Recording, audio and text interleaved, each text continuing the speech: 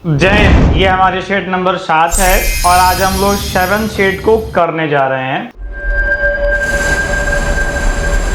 Question बड़ा important है, इसलिए वीडियो को अंतिम तक देखिएगा। इस वीडियो में हम आपको बहुत सारा चीज सिलेबस रिलेटेड बताने वाले हैं, जो कि हमारा स्पेशल होगा बीएसपी एचसीएल से। और अगर आप कुछ कह नहीं रहे हैं तो कहिए, अच्छा नहीं कह सकते हैं तो कम से कम जो आपको कमी लगता है वही कहिए, बट कहिए जरूर। 1,000 लोग देखते हैं और कहते कुछ नहीं है। अरे अच्छा बुरा कुछ तो बोलिए, कैसा लग रहा है, कुछ कमी है तो उसको सुधारा जाएगा, अगर ठीक है तो फिर ठीक है, कोई दिक्कत नहीं है। वैसे हम ये मान के चलते हैं कि अगर कुछ लोग नहीं कह रहे हैं मतलब ठीक ही होगा सब कुछ। एक नंबर में कह रहा है कि millions of calculations can be performed by a computer with the same accuracy without any fatigue और lack of concentration, which of the given option represents this property of computer. यानी एक ही बार में ये मिलियंस कैलकुलेशंस को करता है बिना किसी गलती के, बिना किसी एरर के और विदाउट लैक ऑफ कंसंट्रेशन। इसके खासियत को दिए गए ऑप्शंस में से क्या कहा जाता है, इसके जो क्वालिटी को दिए गए ऑप्शंस में से क्या कहा जाता है, ये हमारा होता है। इसको हम लोग डिलीजेंस बोलते हैं, डिलीजेंस, इसको हम लोग डिलीजेंस कहते हैं। जो लैक ऑफ कंसंट्रेशन, जिसमें कभी थकावट नहीं आती है, लगातार काम करता है, एकाग्रता से काम करता है बिना थकान के, उस क्वालिटी को। अगर आप में भी थकान नहीं होता, आप लगातार काम करना जानते हैं तो you are a diligence person. आप एक बिना थके काम करने वाले मानव हैं, तो आपको कहा जाएगा कि आप एक डिलीजेंस परफेक्ट पर्सन है। सटीकता से बिना लैक ऑफ कंसंट्रेशन के काम करे तो उसको हम डिलीजेंस ऑफ पर्सन कहते हैं। क्वेश्चन नंबर 2 हमारा क्या है, बी नंबर में दिया हुआ है, आंसर आपका शब्द में दिया रहता है और हम उम्मीद भी करते हैं कि आप इस आंसर शीट को पढ़ते होंगे और देखते होंगे। अब तो आपकी अगली विचार क्या होती है।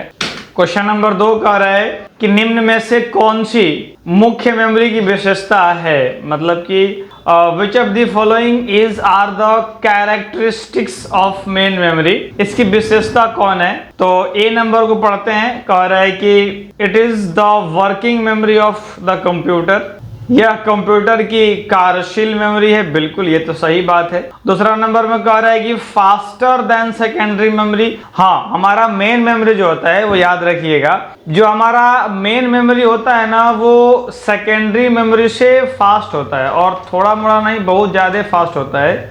इसको मदरबोर्ड के अंदर में इनबिल्ट किया जाता है, इसलिए ये हमारा ज्यादा फास्ट होता है। उसके बाद कह रहा है कि computer can not run without primary memory. अगर प्राइमरी मेमोरी निकाल दिया जाए, जैसे कि हमारा कंप्यूटर में कभी कभी रैम खराब हो जाता है, रोम खराब हो जाता है, तो हमारे कंप्यूटर में ना स्क्रीन ही नहीं आता है, आप वो स्क्रीन खुलता ही नहीं है, मतलब उसकी ये स्थिति हो जाती है। तो हमारी जो वो उसके बगैर चलाना असंभव है, मतलब चल ही नहीं सकता है। तो वो मेरा हो जाएगा first, second, third, this is the option D. And now I am discuss about question number 3। कह रहा है कि व्हाट इज द एचडीएमआई। देखिए, एचडीएमआई एक केबल का नाम है। जैसा अभी आप स्क्रीन पर देख रहे हैं ना, इसको एचडीएमआई केबल बोलते हैं, और अब जो आप स्क्रीन पर देख रहे हैं उसको वीजीए केबल बोलते हैं। अब ये दोनों में डिफरेंसेस क्या है, तो दोनों सेम काम करता है। और इसका एचडीएमआई का फुल फॉर्म जो होता है वो होता है हाई डेफिनेशन मल्टीप्लिकेशन इंटरफेस। एक केबल होता है जो हमारे सीपीयू से मॉनिटर को कनेक्ट करता है। अब इसके बाद हमारा अगला क्वेश्चन नंबर कह रहा है 4, कह रहा है कि पहचाने, मतलब identify whether the given statement are true और फॉल्स, यानी दिए गए स्टेटमेंट्स में कौन गलत है और कौन सही है, यही पहचान करना है। तो देखिए, हम ये नंबर को पढ़ते हैं। कह रहा है कि the ability of a computer to perform different type of task with the same accuracy and efficiency is called efficiency. मतलब एक ही सटीकता और सक्षमता के साथ विभिन्न प्रकार के कार्य को करने के लिए कंप्यूटर की सक्षमता को परिरम कहते हैं। दूसरा पढ़ते हैं, कह रहा है कि वर्सैटिलिटी और ensure that the computer does not feel any fatigue और लैक ऑफ, यहाँ यानी कह रहा है हमारा, तो डी आंसर हो गया हमारा। इसमें जो हमारा कह रहा है कि एक फॉल्स और दूसरा। देखिए, ये जो हमारी वर्सैटिलिटी होती है ना, वो हमारे कंप्यूटर में, ये वर्सैटिलिटी हम उस प्रॉपर्टी को कहते हैं। तो हमारा वर्सैटिलिटी जो है वो कोई उसके अंदर में अपनी कोई फीलिंग्स नहीं होती है और ना ही वो कभी कंसंट्रेशन से डाइवर्ट होता है, इसलिए इसको हम लैक ऑफ कंसंट्रेशन कहते हैं। लैक ऑफ कंसंट्रेशन का मतलब हो गया कि इसके अंदर में कोई इसी प्रकार की कोई कमी नहीं होती है और ये कह रहा है कि नॉट फील एनी फीलिंग्स और लैक ऑफ कंसंट्रेशन। तो our second option is the मतलब सेकंड इज ट्रू और first is the wrong. The ability to perform error free calculations reflected the quality of computer, यानी जो हमारा error free काम करता है इस क्वालिटी को क्या कहते हैं। तो जब भी कोई एरर आप टाइपिंग में मारते हैं तो देखते होंगे कि मेरा टाइपिंग 50 वर्ड पर मिनट 40 वर्ड पर मिनट है और एक्यूरेसी 95 है 96 है, मतलब कि जितना ज्यादा एक्यूरेसी रहेगा इसका मतलब है कि उतना एरर कम है और एरर ज्यादा हुआ तो एक्यूरेसी घट जाता है। मतलब कि अगर एरर फ्री जो काम करते हैं ना उसको हम लोग एक्यूरेसी कहते हैं, एक्यूरेसी कहते हैं, सटीकता एक्यूरेसी होता है मेरा। इसके बाद क्वेश्चन नंबर 6 की बात करेंगे अगर, तो कह रहा है कि which of the following is not correct regarding computer, computer के मामले में कौन सा सही नहीं है। यानी इसमें 3 को सही होंगे और एक कोई सही नहीं होगा, याद रखिएगा। यहाँ पे कह रहा है कि इसमें ए नंबर कह रहा है कि complex problem can be solved easily, यानी बड़ी बड़ी क्वेश्चनों को आसानी से सॉल्व किया जा सकता है, किया तो जा सकता है। कह रहा है कि process speed is too high, बहुत ज्यादा मेमोरी होता है, तो सही बात है, होता तो है। कह रहा है कि मोर मेमोरी एंड स्टोरेज कैपेसिटी, बिल्कुल अगर ज्यादा मेमोरी रहेगा तो स्टोरेज कैपेसिटी ज्यादा होगी, ये भी सही है, ये भी सही है, ये भी सही है, तो डेफिनेटली मेरा आंसर यही होगा। और इसको पढ़ना क्या कह रहा है, कह रहा है कि due to its high general intelligence, यानी जनरल इंटेलिजेंस के बहुत ज्यादा हाई होने की वजह से it can itself correct, यानी ये अपने आप सुधार लेता है और ये फिर एग्जीक्यूट करता है। नहीं नहीं नहीं नहीं नहीं, कोई भी कंप्यूटर अपने आप को नहीं सुधार सकता है। ये मेरी बात जब आप हल्का छोड़ेंगे ना, अधूरा, तो आपको कम ज्ञान रहेगा तो आप हाँ कह देंगे कि ये सुधार सकता है, लेकिन नहीं। कोई भी प्रोग्राम, कोई भी डेवलपर हो, अब हम खुद एक डेवलपर हैं तो हम जानते हैं, कोई भी फंक्शन हो आप उसमें तब मतलब वो करेक्ट करेगा ना, उसका भी प्रोग्राम लिखा ही रहता है कि हाँ अगर ये गलती होगा तो ये सुधारेगा, ये गलती होगा तो ये सुधारेगा, यानी करेक्शन का भी प्रोग्राम उसमें पहले से लिखा रहता है। कोई भी कंप्यूटर अपने आप को रिकवर और प्रोग्राम करके ठीक नहीं कर सकता है, यानी वो भी प्रोग्राम उसके अंदर, हमारा एआई कितना भी बढ़ जाए लेकिन मानव से कभी बड़ा नहीं हो सकता। मानव खुद का सोच डेवलप कर लेता है, बट हमारी कंप्यूटर जो है वो खुद का सोच नहीं, उसके अंदर जो उसको बताया गया वही उपयोग करता है बस। हमारा क्वेश्चन नंबर, इसलिए हमारा आंसर वो गलत हो जाएगा।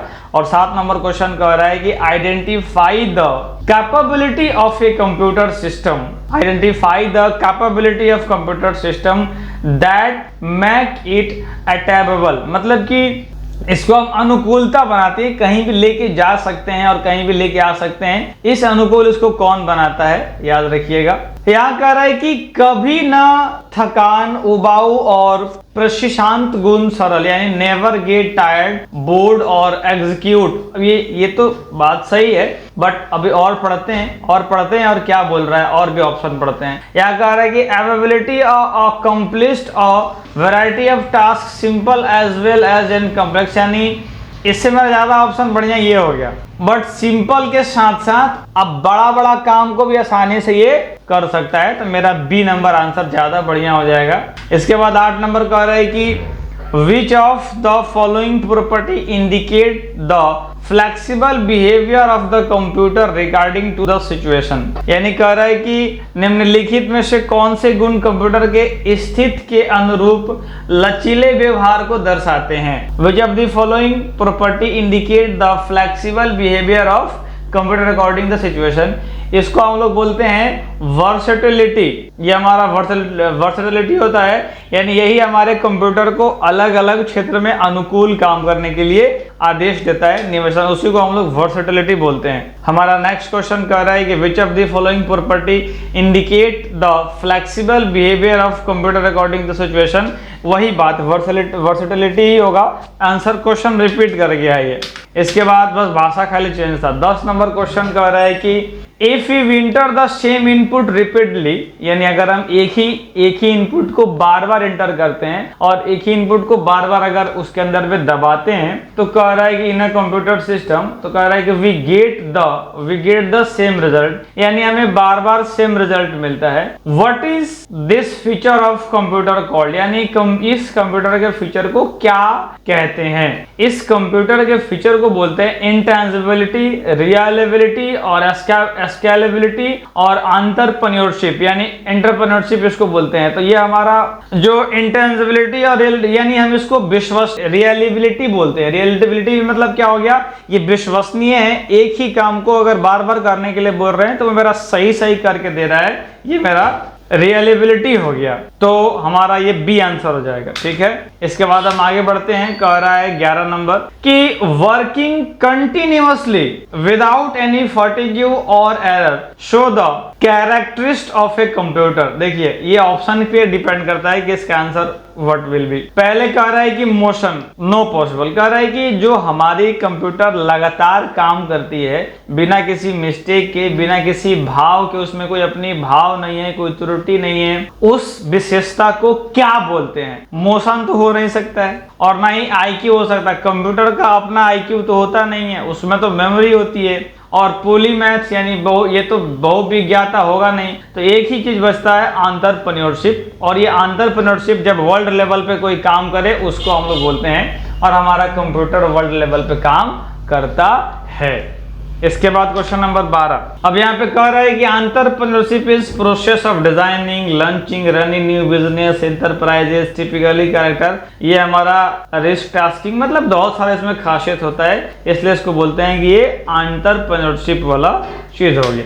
12 नंबर, अरे 12 नंबर एकदम गायब ही है। चलिए हमारे बच्चों ने मिस्टेक कर दिया है, नहीं 12 नंबर है बट ये 13 लिख के आ रहा है।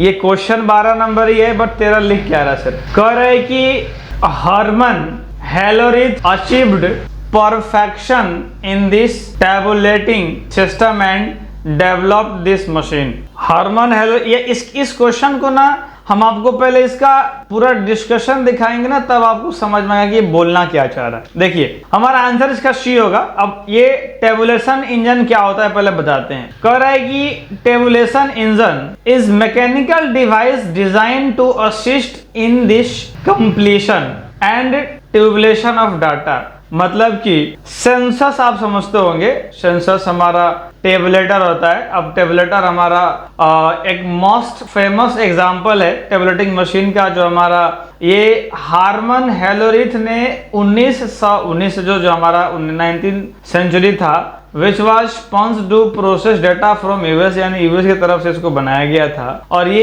एक हमारी एक मैकेनिकल डिवाइस है। अब ये इन्हीं को द्वारा बनाया गया था, इसको हम लोग बोलते हैं ट्यूबलेस इंजन।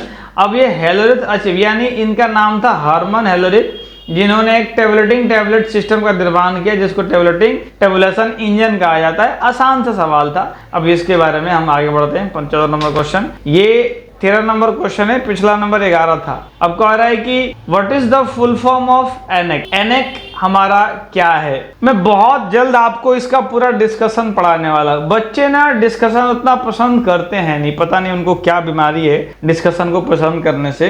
मतलब कि उनको अगर थ्योरी पढ़ाओ ना तो बच्चे इंटरेस्ट नहीं लेते, बट आप अगर ये वीडियो देख रहे हैं तो आप इंटरेस्ट लेना, क्योंकि 15 नंबर क्वेश्चन है और 15 नंबर चला मायने रखता है। अगर किसी कारण से 15 नंबर छूट गया ना, फिर बहुत अफसोस रहेगा, जिंदगी भर अफसोस रहेगा कि वो काश पढ़ लेते। इसलिए इसको पढ़ जरूर लीजिएगा। और कह रहा है कि एनएक का फुल फॉर्म क्या होता है, याद रखिएगा, electronic numerical integrated and computer. ये पहला डिजिटल कंप्यूटर था जो हमारे भारत में या पूरे विश्व में यही पहली बार कंप्यूटर बन के आया था। एनएक प्रथम कंप्यूटर था। क्वेश्चन नंबर 14 के बारे में देखिए क्या कह रहा है। कह रहा है कि फर्स्ट इलेक्ट्रॉनिक, यानी वही बात है, वो क्वेश्चन ही पूछ दे जो हमने आपको बताया था।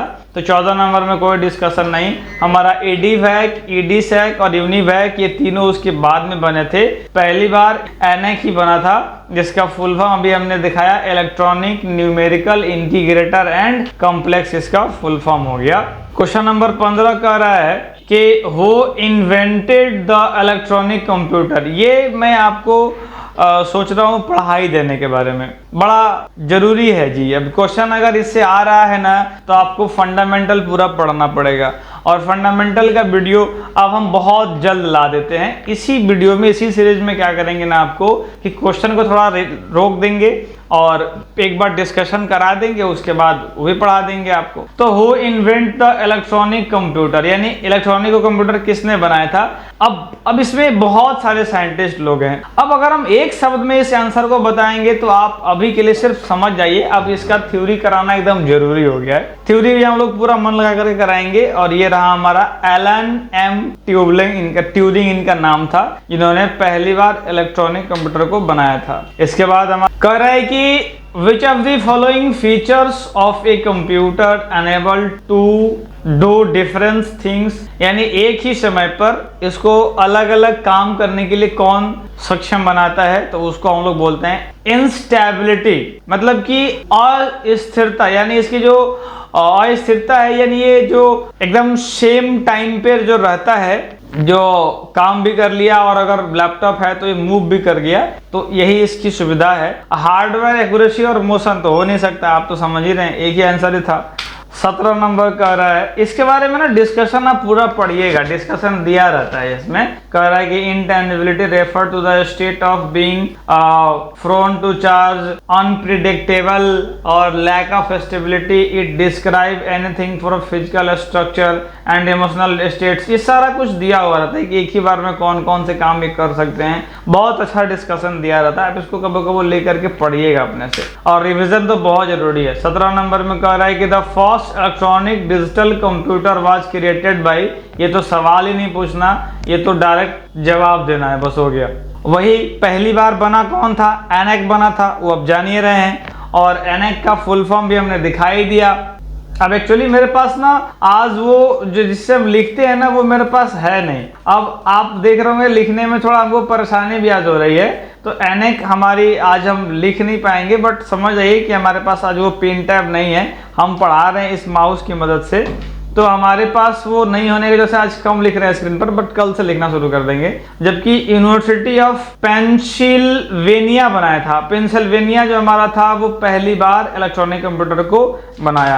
क्वेश्चन नंबर 18 कह रहा है in which generation of computer was mechanical language used for programming, यानी पहली बार मैकेनिकल लैंग्वेज किस जनरेशन में यूज हुआ था। एक्चुअली सेकंड में हमारा मैकेनिकल यूज होने लगा था।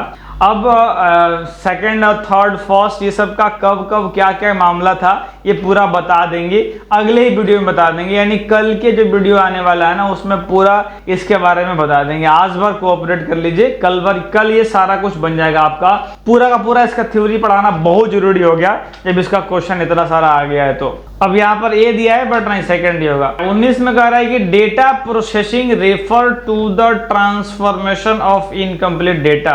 ये तो मैंने कई बार आपको बताया है, जो अधूरे होते हैं ना, मतलब जो शेयर ही हो रहे हैं, जो अभी प्रोसेस ही कर रहे हैं, जो अभी प्रोसेसिंग में ही है, उसको हम लोग इंफॉर्मेशन कहते हैं। ये तो डिस्कशन पहले भी किया जा चुका था। 20 नंबर में कह रहा है कि where was India's first computer installed, पहली बार भारत में कंप्यूटर कहाँ स्थापित किया गया था, कहाँ बनाया गया था। इसका आंसर हो जाएगा कि भारतीय सांख्यिकी संस्थान कलकत्ता के अंदर। अब ये कलकत्ता में हमारा नेशनल स्टैटिस्टिकल इंस्टीट्यूट था, जिसको भारत में पहली बार स्थापना किया गया था। अब ये कब, कहाँ, कैसे, ये पूरा डिटेल हम कल लेके आ रहे हैं। तो हम उम्मीद करते हैं कि आप ये वीडियो को पसंद किए होंगे और ऐसे ही अपना प्रेम बनाए रखिए। बट अब ये वीडियो मैक्सिमम लोगों तक क्यों नहीं पहुंच रहा है, ये तो आपकी जिम्मेदारी है।